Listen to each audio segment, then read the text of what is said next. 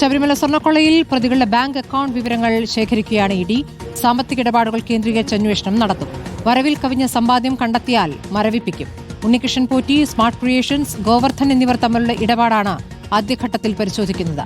റിമാൻഡിലുള്ള A Padmakumar അടക്കം പ്രതികളെ ചോദ്യം ചെയ്യാൻ അനുമതി തേടിയുള്ള അപേക്ഷ ഉടൻ തന്നെ കോടതിയിൽ സമർപ്പിക്കും. എസ് ശരൺ വിവരങ്ങളുമായി. ശരൺ, ഇപ്പോൾ ഇഡി സമ്പാദ്യം പരിശോധിക്കുന്നു എല്ലാവരുടെയും എന്നുള്ളതാണ്. അക്കൗണ്ടുകൾ പരിശോധിച്ച ശേഷം സംശയം തോന്നിയ അക്കൗണ്ടുകൾ മരവിപ്പിക്കും, അല്ലേ? സ്മൃതി, അത്തരത്തിലൊരു നടപടി തന്നെയാണ് എൻഫോഴ്സ്മെന്റ് ഡയറക്ടറേറ്റ് ഉദ്ദേശിക്കുന്നത്. ഇന്നലെയാണ് ഇത് സംബന്ധിച്ച ECIR എൻഫോഴ്സ്മെന്റ് ഡയറക്ടറേറ്റ് രജിസ്റ്റർ ചെയ്തിരുന്നത്. അതിന് തൊട്ടു പിന്നാലെ വേഗത്തിലുള്ള നടപടികളിലേക്ക് അവർ കടക്കുകയാണ്.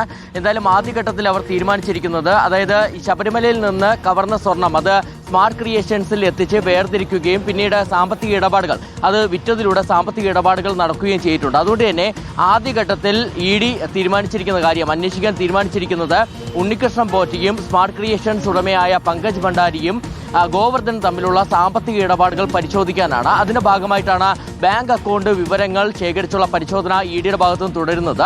അതിൽ ഏതെങ്കിലും രീതിയിൽ അനധികൃത സമ്പാദ്യം കണ്ടെത്തുകയാണെന്നുണ്ടെങ്കിൽ അത് ഫ്രീസ് ചെയ്യാനുള്ള നടപടികളിലേക്ക് ED കടക്കും. അതിന്റെ അടുത്ത ഘട്ടം എന്നോണമാണ് കണ്ടുകെട്ടാനുള്ള നടപടികളിലേക്കും ED പോവുക. നിലവിൽ നമുക്കറിയാം SITയുടെ പരിധിയിൽ, അതായത് SITയുടെ കേസിൽ 15 പ്രതികളാണുള്ളത്.